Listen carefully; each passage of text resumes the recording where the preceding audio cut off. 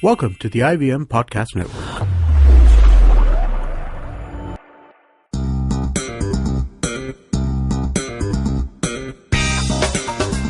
It's been 3 years of the Modi government. Where are the jobs? How often should you use the word "and"? Who decides how you get married and how you get divorced? Is it the government, the courts, religious leaders, or yourself? We'll be discussing all of this and more on this episode of the Pragati Podcast. We are your hosts Pavan, Srinath, and Hamsini, Hariharan. And we get together every 2 weeks to talk about policy, politics, and economics. In this show, in the first half, Hamsini and I will be sharing what all has caught our attention in this past fortnight. And in the second half, we'll have our Takshashila colleague Madhav Chandavarkar joining me to talk about the controversy surrounding triple talaq. So Pavan, what have you been reading this week? So one of the big things that's there on all newspapers, all places, is that in May this year, the Modi government completed 3 years of its tenure. Wow, an anniversary. Yes, an anniversary. So there are big questions being asked on how well this government has performed, how poorly, and all of that. So there's enough and more that I'm sure all of our listeners are being bombarded with.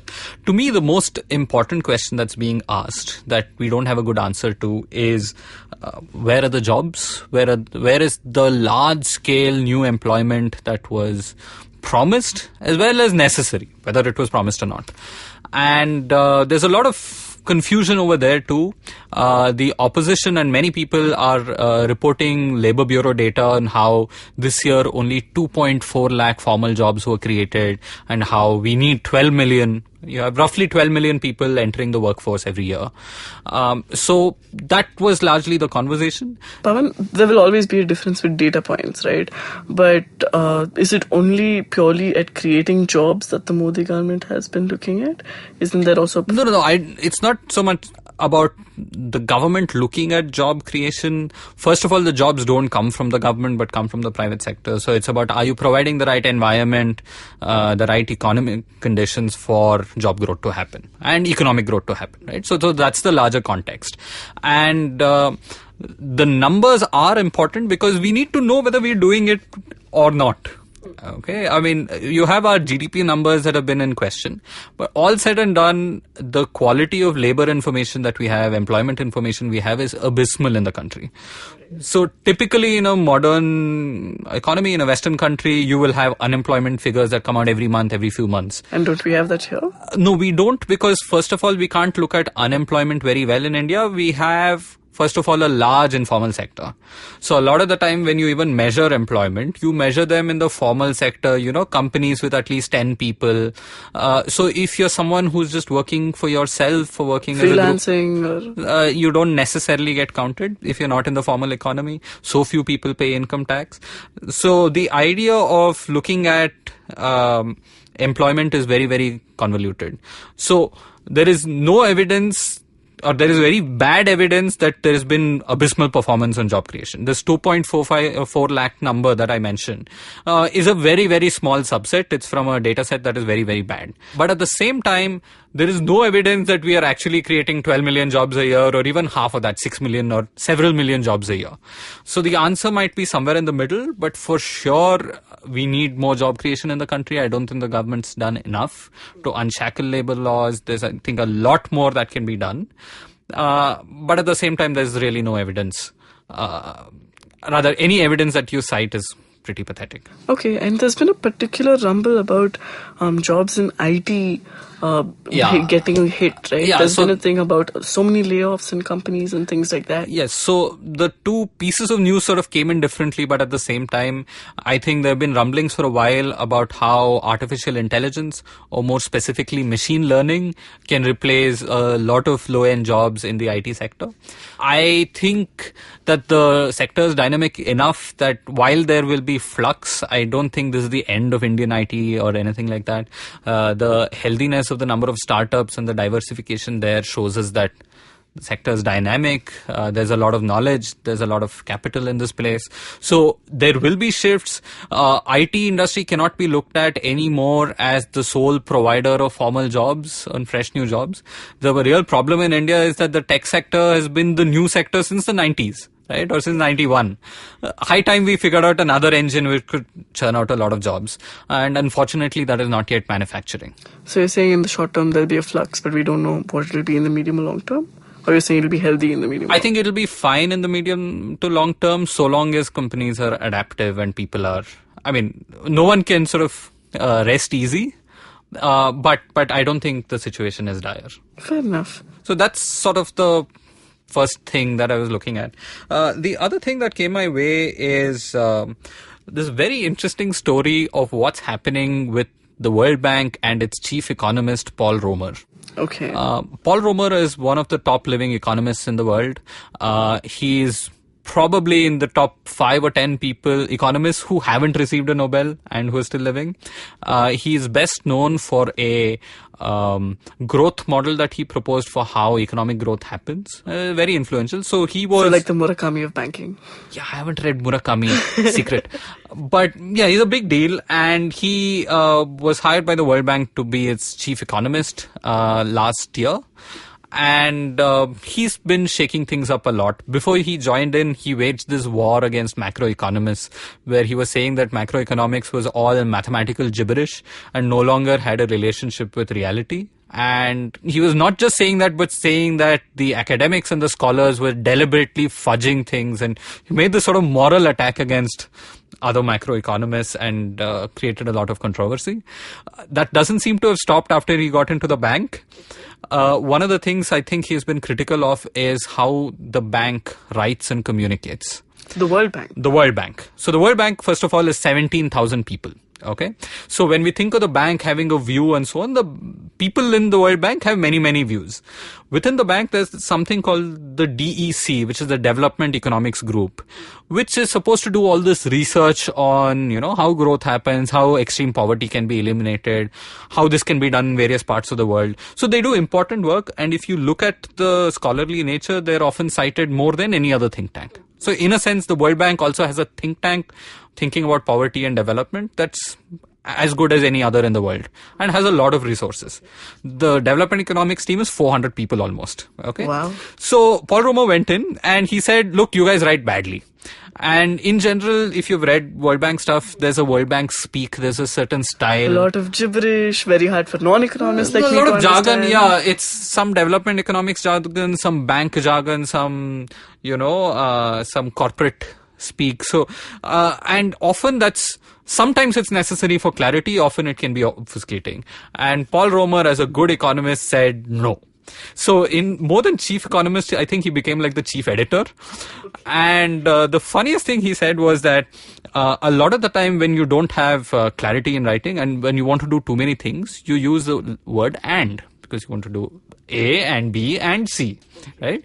You want justice, you want equality, you want something else, right? That's good in a legal document, but in a report that you want to read, that can provide problems. So he found that on average, the World Bank has 2.6% of its words being and in all their reports. Okay. Whereas the norm in academic literature is 1.6%. Oh my God, this is news. But I mean, it's a gag. I think he said this half in jest, but it's a proxy, I think, for a very large report being clear versus not clear. So he's been going hammer and tongs at doing this in emails, in that 17,000 people should communicate better. And then so sitting a crackdown on conjunctions. Being a very tiny subset of it, but exactly like your reaction, many people have sort of looked at this and thought that he was mad. But more importantly, I think he's just been very fundamental about good, clear writing. And I think he takes the extreme view, which, by the way, is shared by our editor, Amit Verma, that sloppy writing leads to sloppy thinking. Right? So there was the University of Chicago School, which sort of placed more emphasis on writing. You have Orwell, who has also written on how, bad language can corrupt your thoughts. But he's taken it up a step further and said, if you write sloppily, I will not accept it. So one of the big things is the World Bank comes up with 4 big reports that are read widely. Romer went to the board of the bank and said, I will only do 2 of those reports, one of them being the World Development Report, which is the biggest one, and the other two will get deferred to next year, where he said that let's just focus on these 2 and ensure that they're written well and they're structured well. So he is fundamentalist, and so therefore he's ticked off a lot of people inside. So the news that happened this week was he was removed from the people management part of his role and purely to his advisory and other roles. And in result, Paul Romer had this long-running blog within the bank, which was open to bank employees, which he's made public. So it's this interesting move of, organizational reform on this happening. I mean, at Takshashila, we do care for clear writing, and sometimes people can be. I know we do, Pavan. I've been at the other end of it. Yeah, and we can be fundamentalist, but this is. I find myself conflicted at this. You're trying to change hearts and minds of 17,000 people. I think working for Paul Romer might have been a nightmare within the bank. But maybe that type of puritanism is needed if you need a better quality of work. Absolutely. I mean, trying to fix things in a 10-person organization is hard enough. So if you want to fix things in a 17,000-person organization, just scale that up from Takshashila. Exactly. And imagine how hard it gets. Right? Exactly. So that's something else that I found really interesting and a little removed from cows and triple talaq and everything else that we end up discussing a lot of the time. Well, I'm actually going to go on a similar tangent to Paul Romer, but talk about a different sort of managerial style. This is with respect to Kashmir and what's been happening. So the chief of the army staff, I don't know if you heard recently, but recommended a commendation for a Major Gogoi, who was the person who suggested that Farooq Ahmad Dar, who was recently in a much publicized story, was tied to the front of an army jeep and then paraded through as a human shield, effectively. As a human shield, effectively. So he was recommended for a commendation by the army chief, and then this decision was defended by and further celebrated by the Chief Minister of Punjab, Amrinder Singh, who said, we should give the Major Gogoi a medal. Which brings us to debate what the army means to us as an institution. So in India, we generally always pride ourselves on civil-military relations, and we say, we're not like our neighbors, we're the world's largest democracy. We have a healthy way of dealing with issues. But it's interesting because one of the first things that I found in an article this week in the Indian Express by Sukhbir Kaul is that the use of human shields in disturbed areas, whether it's the northeast or in Kashmir, the use of human shields is not new. It goes back to the 1980s even. And it's been defended by people in the army at various instances because they say, look, what do you want us to do when people are throwing stones at us? We can debate the human rights nature of this for as long as we want, Pavan. But what interests me is the civil-military relations in terms of it is how it's changed. So now Pratap Bhanu Mehta on the 29th of May pointed out that the army now has a mob at the back of it and a mob in front of it. So, which is corroding the professionalism within the army, which is an interesting way to think about it because the army is now in a flux. The army is used to considering themselves as the gentleman's army. They exercise a lot of restraint and so on. But when you're stuck in a situation and you have a power-hungry, bloodthirsty mob behind you, I think it's easier for you to bend the rules for yourself, right? I mean, in any other time, rushing to award someone in such a short span of time would not be considered. So these are things that have gotten me thinking. Right. So what's particularly interesting about that case is you have the court of inquiry within the army that is still pending, that's doing its job. And, there are many, many options that have often escaped the public limelight. It was entirely possible not to punish Major Gogoi, but still condemn the act and saying this shouldn't have happened. And the army has mechanisms for that. It doesn't need to get into the public limelight. Right. And Sushant Singh, in an interview with Ravish from NDTV, was sort of making the same case that the army, I mean, you've had soldiers who have even killed innocents, and the army has conducted its court of inquiry and said that this is not on, and then gone on to punish people. In some cases, stuff happens, right? When you have war, you have conflict, bad things happen, and desperate people, and people in the army are also desperate, do desperate things. But still, that cannot be the norm. I think what has happened with the general's decision to talk and act the way he has is that he has justified it as a norm, which clearly the army does not. I mean, the army guidebooks and so on do not allow for this. Even Israel, which is fairly nutty country when it comes to these things, has said human shields are a no-go. True. What's interesting is that you just said that in war bad things happen. We're supposed to be at war with Pakistan. We're not supposed to be at war with Kashmir. This is just alienating it. This is what happens when you've been in a disturbed area for such an extended period of time. Yeah, the idea that this is a counter-insurgency right now, or currently it may not even be an insurgency as much as a public disaffection. So as Nitin Pai had pointed out a while back, India needs a counter disaffection strategy. And clearly whatever is happening right now is not serving that particular purpose. No, it isn't. But what else came your way? Kashmir has been burning for a while now. Kashmir has been burning for a while now. What I actually found interesting is, did you see the film Dangal? No. So this Amir Khan hit recently became very popular in China.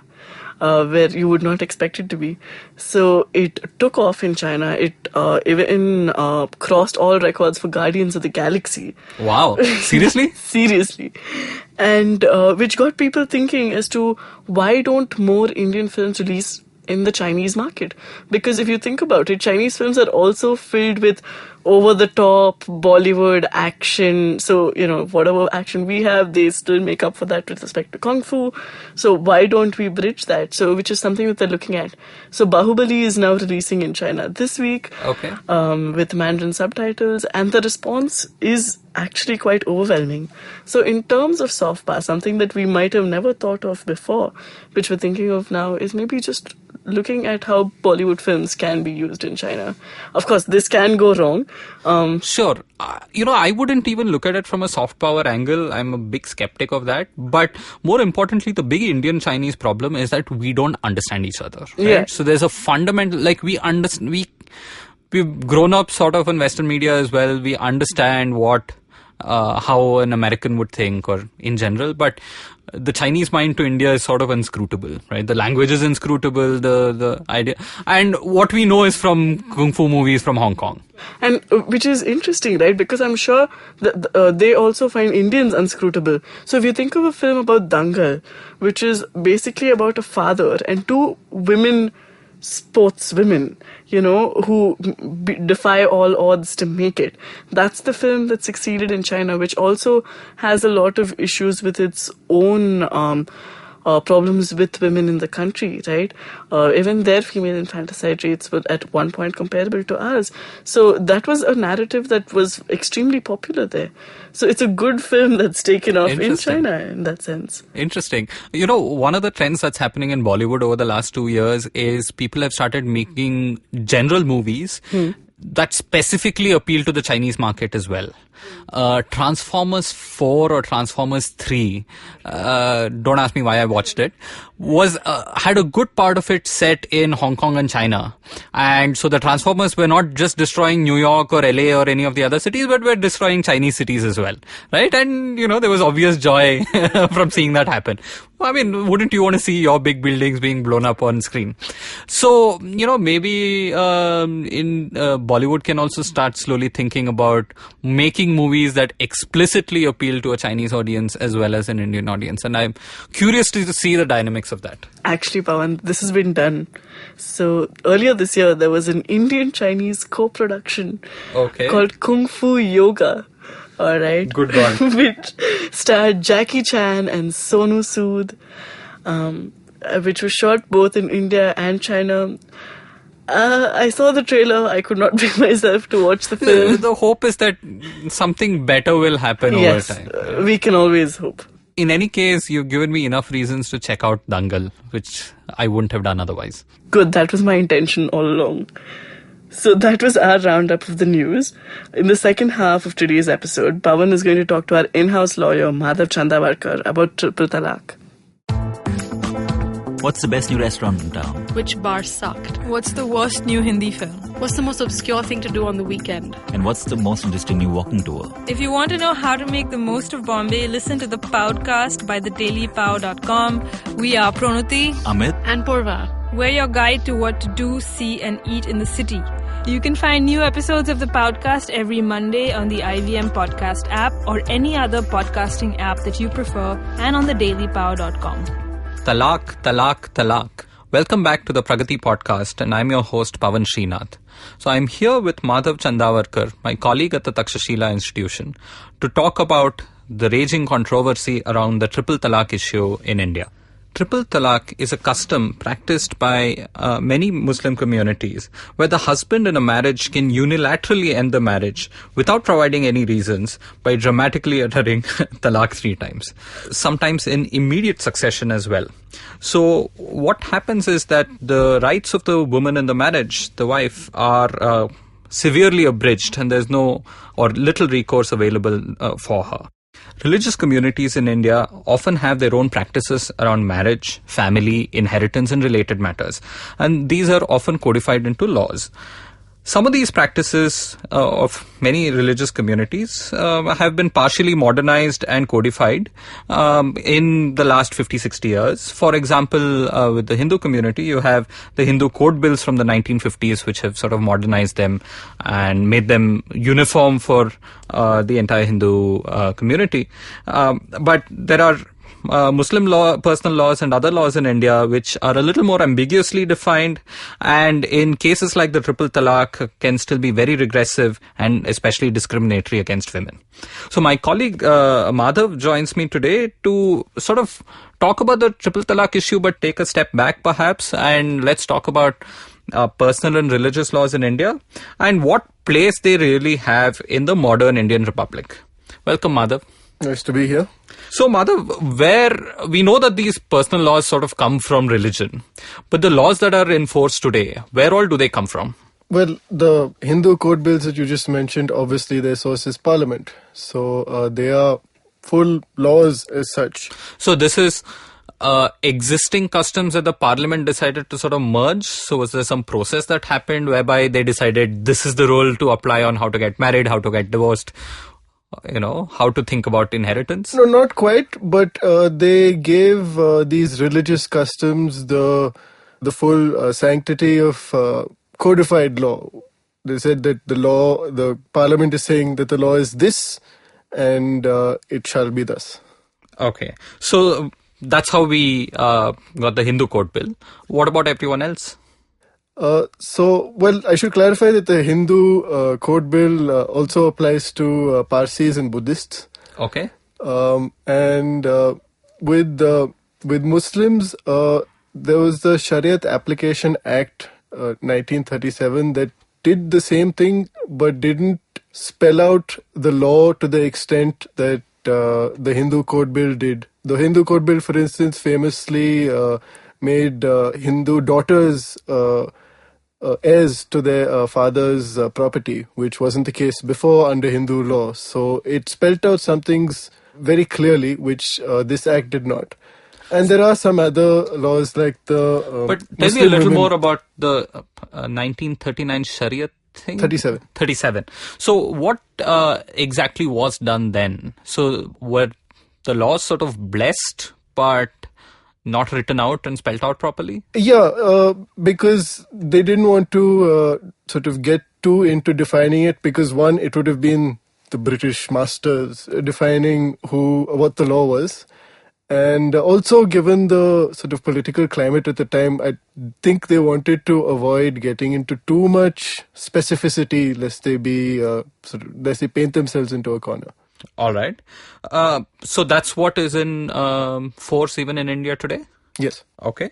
So now these are laws that come from religious texts, from old practices, and we live in a patriarchal world. So how does this conflict with the constitution? Now, the Indian constitution was looked at India as a republic, where notionally there's some sort of a social contract between individual citizens and the political state. And one of the foundations of this is individual liberty and focus on the individual a little more than focuses on community, family, and other units of society. So, constitutionally, are these laws valid at all? Well, obviously, the codified laws like the Hindu Code Bill have to follow the constitution. Regarding personal laws which are not defined by laws that is passed by Parliament or the state legislatures, this question actually came up very early in the history of the Republic, in 1952, to be specific. Okay, so tell me more. So the case was, the full title is the State of Bombay versus Narasu Appa Malli. Okay. And it was decided by two justices of the Bombay High Court. And the question was whether personal laws would be would actually come under the fundamental rights chapter, and whether the fundamental rights chapter would be applicable to them as such. So it was exactly this. Does individual liberty even apply to something like personal laws? Exactly, yeah. I mean, on the face of it, it looks like it has to, because you spend most of your time with your family, right? And the chances of abuse, the risk of your rights being violated are significant within a family. Well, one way of phrasing it is that these laws are so important that they are literally called personal. Okay, yeah, sure. So, well, what did the court decide? So the court was at a crossroads, because most constitutions have fundamental rights, but not all of them feel the need to have this specific provision saying that laws that contradict the fundamental rights will be void. And India took what could be called the path of abundant caution and included this article saying that laws that are in contradiction of the fundamental rights will be void. And the problem is, in that article there are some definitions of laws, and the justices in Narasu Appa Malli sort of lost sight of the purpose of fundamental rights and said that personal laws wouldn't come under laws as defined in that article in the Constitution, which is Article 13, just to... Okay, so I'm bad at parsing legal arguments, but to go back, we do have fundamental rights. Our Constitution provides an extra article saying that any laws that negate fundamental rights are null and void and don't work. But then the judges decided that the personal laws definition doesn't quite fit into whatever was the word law there. Yeah, and then said that... But what was this seems like a very technical argument. Was there a larger sort of reasoning behind it? Was there a larger argument behind doing this? There were two basic arguments. One argument was that laws, as talked about in this article, only meant laws passed by a legislative authority or, say, a government-given legislative authority, which it often has through rule-making powers. Right. So that was one argument, and that the other argument was that there are other articles in the Constitution which talk about equality vis-a-vis religions, like Article 17, which abolishes untouchability, and Article 25, which itself is the right to religion, but has a provision included in it that says that public institutions of a religious character will be open to all classes. So the judges said that because those articles already talked about equality, it would be sort of a double provision to say that Article 14 would apply to religions. Therefore, personal laws don't come under the Constitution. It's a convoluted argument, and as I said, the judges seem to have lost sight of what the purpose of fundamental rights were in the first place with an excessively pedantic legal argument. Right. And Perhaps there was also this line of reasoning. This is in an article by Pratap Banu Mehta from May 18th, where he talks about the triple talaq issue. Perhaps the idea was also that why should the state, why should the constitution, why should the government of India step into our houses and tell us how to lead our lives within the houses, right? So there was that sort of an argument, which I find extremely facetious, because if one individual in the household is losing rights, then the state has every right to come in and try to provide help. Yeah, exactly. And in fact, ironically, the legal consequences of this judgment, which the courts seem to have been unwilling to change, is that now when you have an issue like triple talaq or the Jain practice of suicide, that the court gets into this question of, is this practice an essential practice under the tenets of that specific religion? And then the court sort of has appointed itself as a result of that process as an interpreter of that religion, and is basically declared itself a priest in that religion by saying, we're going to interpret the scripture to tell you whether this is essential practice in your religion. And this is often done by judges who aren't even part of that religion, which is a fraught issue, meaning an issue fraught with a lot of complications, both legally as well as politically. So whatever is the controversy happening now, is it dealing with what you just said about this essential practice stuff? What's really happening in 2017? So the Supreme Court, in this most recent case, which is hitting headlines, actually initiated the matter itself, suo motu. It took up the petition and then clubbed other petitions, as well as allowed interested parties to involve themselves with this case. So are they looking at Muslim laws as a whole and sort of looking at reforming it? What are they trying to do? So that was the big question on at least all lawyers' minds when the Constitution Bench was announced, as to whether they would take this narrow sort of approach and interpret whether triple talaq and only triple talaq was an essential practice under the Muslim religion, or they could have sort of gone and sort of questioned Narsoppa Malli and sort of looked at personal laws as a whole. Brought personal laws as a whole, not just Islamic laws, but all personal laws not currently codified under the purview of the Constitution. Okay. So what did they choose to do? They chose the former, the narrow approach. Okay. So to our listeners, what to expect next? What's going to happen next? So let's sort of conclude that and then talk about some larger issues. Well, all indications seem to point towards the Supreme Court restricting the practice of triple talaq in some form. I don't know to what extent, whether they will restrict it to just talaq issued once every month and not simultaneously, or whether they'll ban the practice altogether. But I think some restrictions would be legitimate to expect some. Okay, and this is expected in the coming days, weeks? In, I think, the coming weeks.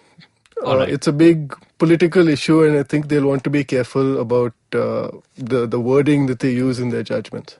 So it's interesting that even outside the courts, we've had, I think, Darul Uloom Deoband issuing a fatwa. 7 of the scholars got together and issued a fatwa, I think on March 30th, sort of saying that in triple talaq, if you say talaq 3 times in one go, they will not count it as legit. It will be at best counted as one instance of saying talaq. So they are trying to provide some deliberative process. So at least a man has to say this 3 times, maybe do this not just orally but also in a written format. So there is some form of due process that the clerics are batting for, and then they're saying that this should be this fatwa should be issued more, extended to various communities.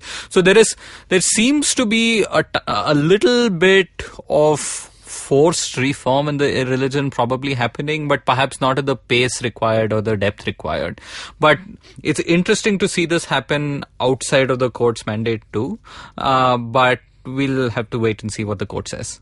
Yeah, I think also the All India Muslim Personal Law Board has issued similar instructions, saying that, in fact, I think they took it one step further, saying that anyone who tried to use the instantaneous or oral triple talaq would face a social boycott, which is problematic because a social boycott is illegal under other laws.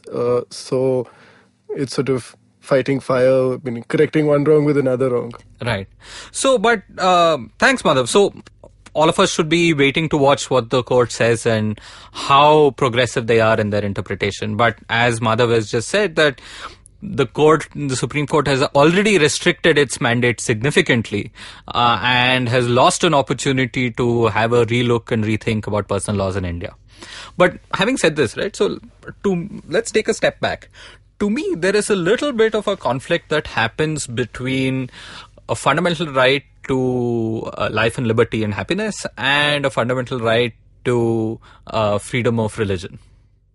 In that it is correct for every religious community to have whatever practices they want. They are allowed to be as rational or irrational as they want to be, as faithful or faithless as they want to be, and decide. And when consenting adults decide to get into some form of a long-term contract, and essentially that's what marriage is. You decide to pool your resources, your finances, and raise children together and decide to live a life together, right? So these are consenting adults who are doing this.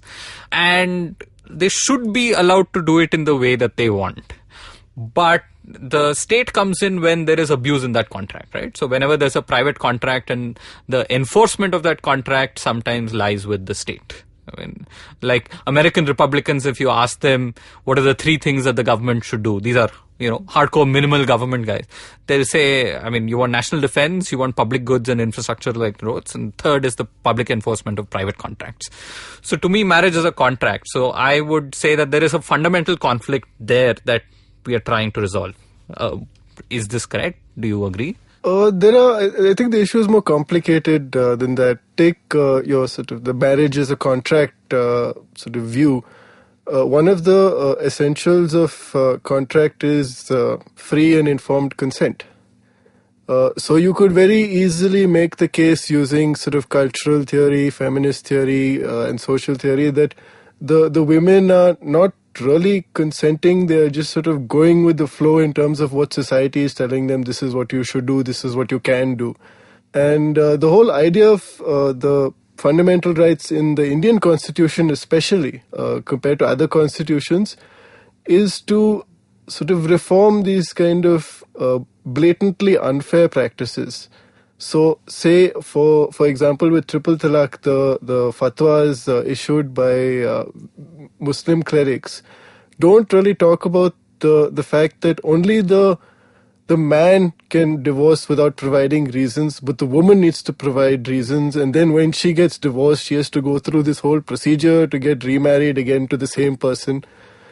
So it's about unfairness, and right. And triple talaq violates one of the principles of contract law, which is a unilateral sort of end of the contract. Normally, the contract has to end by mutual agreement or by non-performance of the parties, or there are a lot of provisions governing the end of contract to which triple talaq does not apply.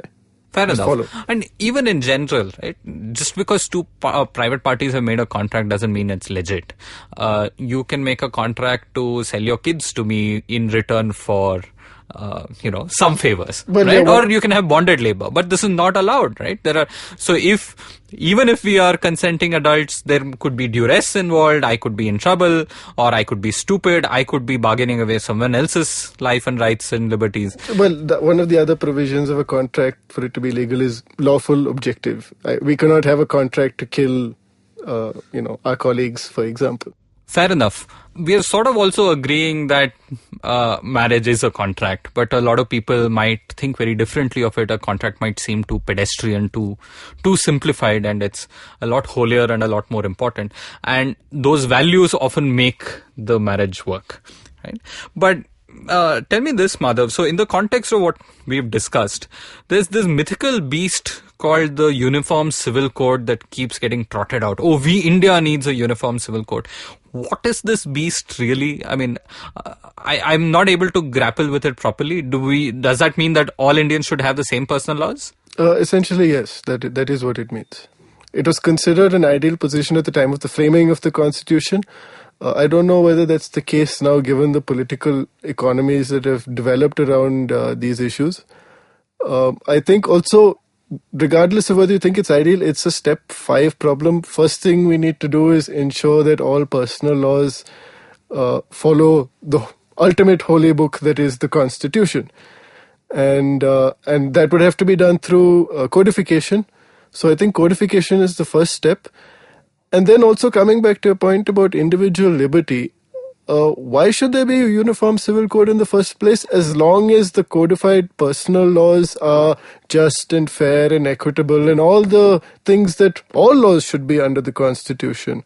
And once it's there, people should be free to do what they want. And for people who don't want to use a religious-based personal law, there is the Special Marriage Act and other sort of similar legal recourses that they have to avoid the taint of religion. So I, for one, am not for a uniform civil code. And even if there is to be a uniform civil code, it's an issue we need to consider at a much later stage, after we've done a lot of other things before. And as committed pastafarians, the two of us, we can always figure out rules and customs that are okay with his noodly goodness, and ensure that even the new pastafarian religion that we have, or the personal laws, they just need to conform with the Constitution, right? We don't need a new set of laws, but they just cannot mess with the Constitution. Yeah, and pluralism is often cited as India's strength, so why shouldn't that be applied to one of our other cited strengths with religions? Fair enough. So thanks, Madhav. Thanks for joining me. So this was our little discussion on the triple talaq issue. Please keep an eye out on what the courts are doing. And if they do something sufficiently interesting, be it ridiculous, progressive, or anything else, we'll be back here in a few weeks perhaps to discuss this again. You can find new episodes of the Pragati Podcast every fortnight on the IVM Podcast app or any other podcasting app you prefer. And of course, on thinkpragati.com.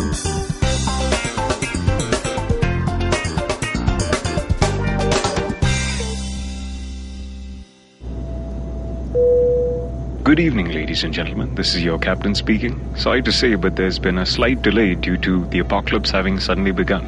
As you can see, there's death, destruction, and chaos taking place all around us. But don't you worry, food and drinks will be served shortly, and I would recommend checking out IVM Podcasts to get some of your favorite Indian podcasts. We'll keep you going till this whole thing blows over. Thank you.